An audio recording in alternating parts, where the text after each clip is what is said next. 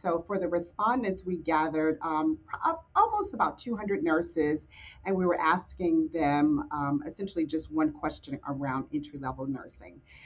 In order to do that, we did have to provide them a bit of background. So it's about 200 nurses that either educated newly licensed nurses, supervised them, or were entry level nurses themselves.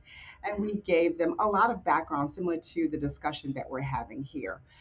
Many of the variables that impact the entry level practice period, such as our client population, the actual practice environment, where and the characteristics of newly licensed nurses.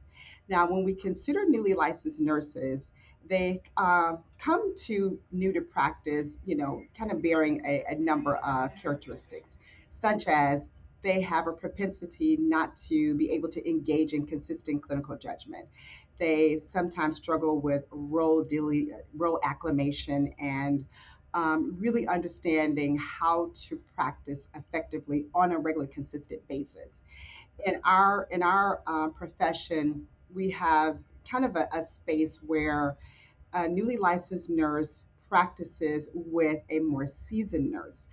But unsimilar to other professions, the nursing profession doesn't have a defined timeline to say this is how long it takes you to practice with another seasoned nurse in order before you are completely autonomous and kind of on your own. And newly licensed nurses really do depend on that supportive practice for a number of for a period of months. And the questions that we were asking the 200 nurses was just that.